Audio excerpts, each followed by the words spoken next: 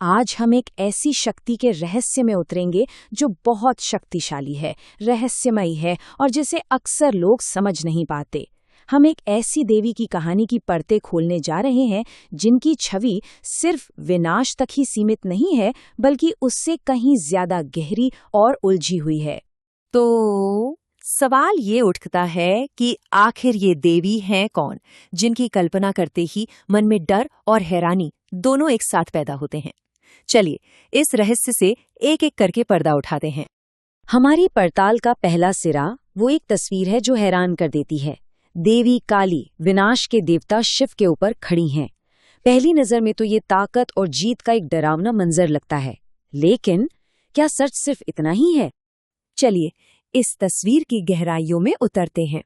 इस रहस्यमयी छवि के पीछे का सच जानने के लिए हमें पौराणिक कथाओं के पन्ने पलटने होंगे, और यहीं हमें पहला सबसे जरूरी सुराग मिलता है।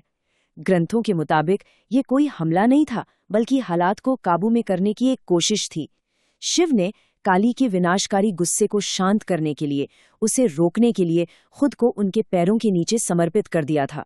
मगर दिलचस्प बात यह है कि ये दोनों कोई दुश्मन नहीं हैं, बिल्कुल नहीं। वे एक ही ब्रह्मांड की शक्ति के दो अलग अलग पहलू हैं। जहां शिव विनाश करने वाली शक्तियों का साकार रूप है, वहीं काली उन्हीं शक्तियों का निराकार ऊर्जा से भरा हुआ रूप है। वे दोनों मिलकर ब्रह्मांड की दोहरी प्रकृति और उसकी गति को दर्शाते हैं। लेकिन ये हमें एक नए सवाल पर ले आता है। अगर शिव और काली दुश्मन नहीं है, तो फिर इतने भयानक गुस्से की, इतने बड़े विनाश की जरूरत ही क्यों पड़ी? आखिर इस क्रोध की जड़ क्या थी?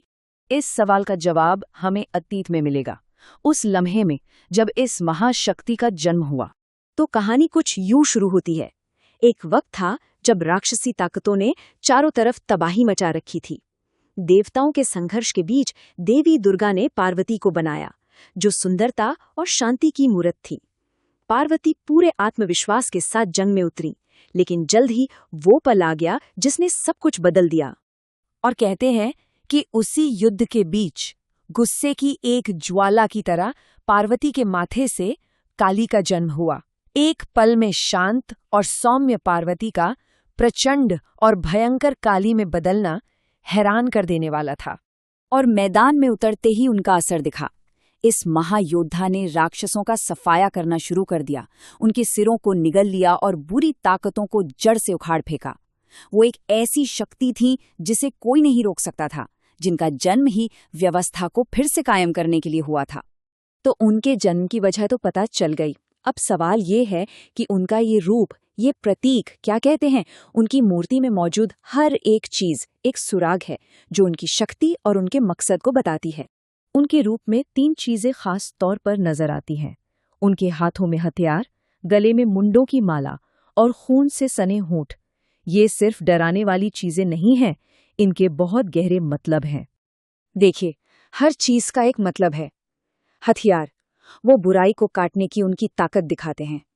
मुंडों की वो माला, वो उन राक्षसों के सिर हैं जिन्हें उन्होंने हराया था। ये अहंकार पर जीत का सबूत है। और वो खून, वो उस भयानक जंग की सच्चाई और उसकी शिद्दत को दिखाता है। और अब हम अपनी पड़ताल के आखिरी पड़ाव पर हैं। यहाँ आकर विनाश की इस तस्वीर के पीछे का सबसे बड़ा, सबसे गहरा सच सामने आता है। यहीं पर आकर सारी कड़ियां जुड़ जाती हैं। उनका नाम काली, काल शब्द से बना है, जिसका मतलब है समय। वो समय, बदलाव और विनाश की देवी हैं। वो जबरदस्त ऊर्जा है जो जीवन और मृत्यु के चक्र को चलाती है। और ये कोई बाहरी शक्ति नहीं है, ये वो ऊर्जा है जो हर किसी के अंदर बहती है। बदलाव की, आगे बढ़ने की एक जबरदस्त ताकत। तो उनका जो ये विनाशकारी नृत्य है ना, वो असल में किसी चीज का अंत नहीं है, बल्कि ये तो सृजन का, कुछ नया बनाने का नृत्य है। ये दिखाता है कि पुराने को खत्म होना ही पड़ता है ताकि कुछ नया जन्म ले सके। ये तरक्की का, आगे बढ़ने का नृत्य है। तो आखिर में बस एक सवाल रह जाता है, क्या ऐसा हो सकता है कि जिसे हम विनाश समझते हैं वो असल में नए सृजन का, एक नई शुरुआत का रास्ता हो? देवी काली की कहानी हमें यही सोचने पर मजबूर करती है कि शायद अंत और शुरुआत एक ही सिक्के के 2 पहलू हैं।